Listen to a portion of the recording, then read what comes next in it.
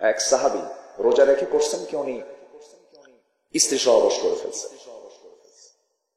দিনের বেলা রোজা অবস্থায় স্ত্রী সহবাস করে ফেলছে। নবীর কাছে এসে বলতেছেন, ইয়া রাসূলুল্লাহ, আমি তো মারাত্মক অ্যাক্সিডেন্ট করে ফেলছি। কি করছি? আমি তো স্ত্রী সহবাস করেছি। আমার রাসূল বললেন, তাহলে রোজা রাখো। এক নাম্বার কি?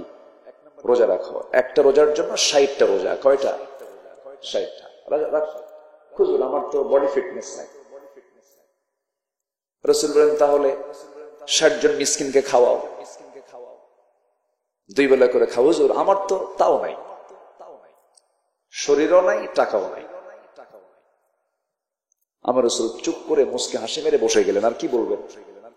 অপশন তো দুইটাই, চুপ করে আছে। এমত অবস্থায় কোন একজন সাহাবী নবীর সামনে আসলেন, কার্টুন ভরা এক কার্টুন খেজুর যখন নবীর সামনে দিলেন, রাসূল মুস্কে হাসি মেরে বললেন, সাহাবী, তুমি রোজাও রাখতে পারবা না, তুমি মিসকিনকে খাওয়াতেও পারবা না। এই যে খেজুরগুলো আসলো, খেজুরগুলো তুমি দুস্থ অনাথদের হাতে বন্টন করো। হুজুর, আপনি যে গরিবদেরকে দেখা দিচ্ছেন তাদের চাইতে আমি বড় গরিব, আমি কাকে দেব? আমার বাড়িতে বাচ্চারা না খায় থাকে। রাসূল একটা মুস্কি হাসি মেরে বলেন, যা, তুই নিয়ে তুই খা। জোরে কোন সুবহানাল্লাহ।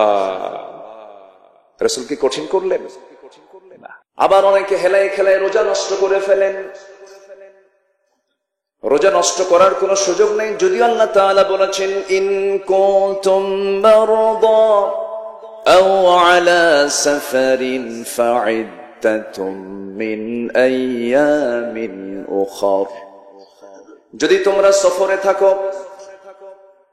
অথবা অসুস্থ হয়ে যাও, সেই সময় কন্ডিশন হলো অন্য সময় তুমি রোজা পালন করতে পারবে, তবে তোমার জন্য রোজা রাখাটাই উত্তম। কে বলে দিয়েছেন? আল্লাহ বলে দিয়েছেন। রাতের বেলা তো খাই, 10টা 11টা খাইলে আর তো খাওয়া রুচি কাজ করে না, তো একদমে ফজর করলে হবে না সাহরি না খায়া? এরকম অনেকে প্রশ্ন করে। না, আপনি এটা করবেন কেন? হ্যাঁ, যদি এরকম কোন দুর্ঘটনা ঘটে যায়, এটা দুর্ঘটনাই বলবো আমি। আপনি জায়গা পান নাই, শরীর তো আপনি হয়তো জাগ্রত হতে পারেন নাই, কিন্তু এইদিকে আপনার সাহরির যে টাইমটা চলে গেছে। যদি আপনার শরীর যদি অ্যালাও করে, আপনি যদি এতটুকু মাথায় রাখেন যে না, আমি পারবো, এই অবস্থা রোজা রাখতে পারবো, আপনি রোজার নিয়ত করতে পারেন। আল্লাহ তাআলা বান্দাকে কোথাও কোনো কাজে কঠিন করে বোঝা করে চাপিয়ে দেন নাই। যেরকম আল্লাহু আকবার।